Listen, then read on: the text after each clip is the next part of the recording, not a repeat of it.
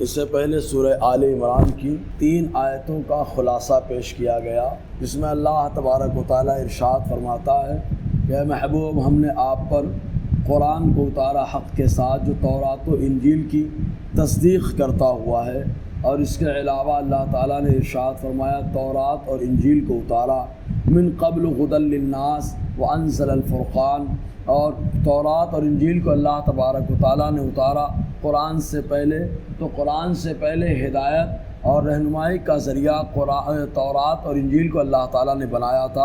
لوگ ان کتابوں کو پڑھ کر راہ راست پر رہتے رہے، اور اللہ تعالیٰ نے اسی کے ذریعے سے بہتوں کو ہدایت عطا فرمائی۔ جو تورات میں حضور صلی اللہ علیہ وسلم کے اوصاف اور انجیل میں حضور صلی اللہ علیہ وسلم کے اوصاف کو بیان کیا گیا، ان اوصاف کو پڑھ کر بہت سارے یہودی علماء نے اسلام کو بھی قبول کیا، اور بہت سارے نصرانی علماء نے بھی جو ہے اسلام کو قبول کر لیا۔ تو اللہ تعالیٰ فرماتا ہے من قبل ہدی للناس، تورات اور انجیل کو اتارا، اور یہ قرآن سے پہلے لوگوں کے لیے ہدایت ہے۔ ہدایت کا لغوی معنی کیا ہوتا ہے؟ اس سلسلے میں اہل سنت و جماعت اور معتزلہ کا اختلاف رہا۔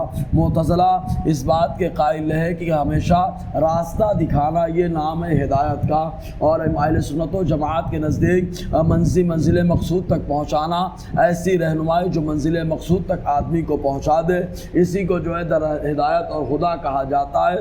تو اللہ تبارک و تعالیٰ کی بارگاہ میں جو ہدایت کا معاملہ آتا ہے تو وہاں پر منزل مقصود تک پہنچانے کا معاملہ آتا ہے۔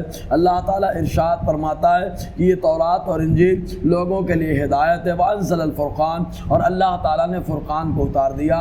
فرقان کیا ہے؟ کیا کسی کام کا نام ہے؟ کسی کتاب کا نام ہے؟ تو فرقان کی تعریف یہ کی جاتی ہے یعنی وہ صلاحیتیں جس کے ذریعے سے حق اور باطل کے درمیان امتیاز کیا جا سکے، اسی کو فرقان کہا جاتا ہے۔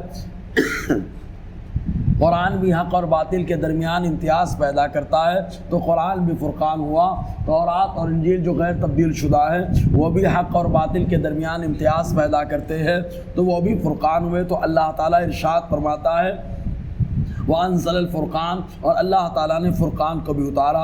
ان الذین کفروا بآیات اللہ لہم عذاب شدید، بے شک جن لوگوں نے کفر کیا، انکار کیا اللہ تبارک و تعالیٰ کی آیتوں کا، انہی کے لیے دردناک عذاب ہے، سخت عذاب ہے۔ اب اللہ تبارک و تعالیٰ کی آیتوں سے مراد یا تو تورات کی آیتیں ہیں یا انجیل کی آیتیں ہیں۔ جن لوگوں نے تورات اور انجیل کی آیتوں کو بدل دیا تو در حقیقت اللہ تبارک و تعالیٰ کی آیتوں کا انکار کر دیا، اور یا تو یہ کہ جو اوصاف حضور صلی اللہ علیہ وسلم کے بیان کیے گئے انہی اوصاف کا حامل بنا کر اللہ تعالیٰ نے آپ کو بھیجا، اور قرآن کے اندر بھی ان اوصاف کا ذکر آیا تو ان لوگوں نے جھٹلا دیا، اور یا تو خالص قرآن کی آیتیں مراد ہیں کہ ایک آیت کا انکار کرنا یہ بھی کفر ہے، اور جو کفر کر دے تو اللہ تبارک و تعالیٰ اس کے لیے دردناک عذاب تیار کر رکھا ہے۔ واللہ عزیز ذو انتقام، اللہ تبارک و تعالیٰ غالب ہے، انتقام والا ہے۔ ان اللہ لا یخفی علیہ شیء فی الارض ولا فی السماء، بے شک اللہ تعالیٰ پر نہ کوئی چیز پوشیدہ نہیں، نہ زمین میں نہ آسمان میں۔ اللہ تبارک و تعالیٰ ہر چیز کو جانتا ہے۔ آپ اندازہ لگائیں آسمان کے اندر کوئی چیز ہو اللہ تعالیٰ انہیں بھی جانتا ہے، اور جو زمین کے اندر کی چیزیں ہیں اللہ تبارک و تعالیٰ انہیں بھی چیزیں جو ہے جانتا ہے۔ یہی وجہ ہے کہ زمین کے اندر بہت ساری ایسی چیزیں ہوتی ہیں اور بہت ساری ایسی مخلوق ہے جن کو انسان تو نہیں جانتا، لیکن اللہ تبارک و تعالیٰ برابر ان کے بارے میں جانتا ہے۔ انسان جب کسانی کرتا ہے، کاشتکاری کرتا ہے، ستکری کا کام کرتا ہے، تب ایسی صورت میں بیج کو جو ہے زمین کے اندر ڈال دیتا ہے، اور وہ سمجھتا ہے کہ نظروں سے اوجھل ہو گئی بیج، لیکن اللہ تعالیٰ کی قدرت کی نشانی وہ زمین کے اندر اس بیج کو بھی جانتا ہے، اور اسے معلوم ہے کب اس سے جو ہے پودا نکالنا ہے، کب اس کے اندر جو ہے جڑوں کو پیدا کرنا ہے۔ اللہ تبارک و تعالیٰ سب جانتا ہے، یہ زمین اور آسمان کے اندر کی ساری چیزوں کو جانتا ہے، حتیٰ کہ ماں کے پیٹ میں اللہ تبارک و تعالیٰ ہی انسان کو صورت عطا فرماتا ہے، تصویر عطا فرماتا ہے، وہ مجسمہ تیار کر دیتا ہے انسان کا ماں کے پیٹ کے اندر۔ یہ بھی اللہ تبارک و تعالیٰ کی قدرت کی عظیم نشانی ہے۔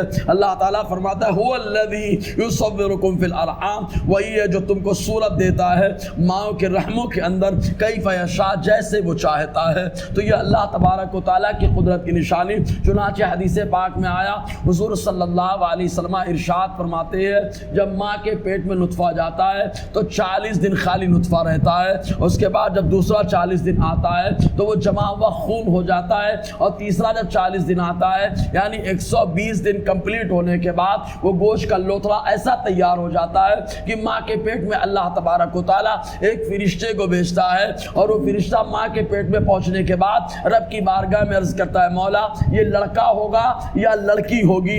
اگر اللہ تعالیٰ کی طرف سے لڑکی کا اشارہ ہوتا ہے، حکم ہوتا ہے، تو اس کے اندر لڑکی کی نشانیاں لگا دی جاتی ہے، اور اگر لڑکے کا حکم ہوتا ہے تو لڑکے کی نشانیاں لگا دی جاتی ہے۔ پھر فرشتہ اللہ تعالیٰ کی بارگاہ میں پوچھتا ہے مولا یہ کیا کمائے گا، کیا کھائے گا، اور کہاں پہ انتقال کرے گا، اور کیا کرے گا، ساری شقی ہوگا یا سعید ہوگا؟ ساری باتوں کو لکھنے کے بعد اللہ تبارک و تعالیٰ گلے میں تقدیر کو لٹکا دیتا ہے، تو وہ پروردگار عالم ماں کے پیٹ میں جیسے چاہتا ہے ویسی تصویر عطا فرماتا ہے۔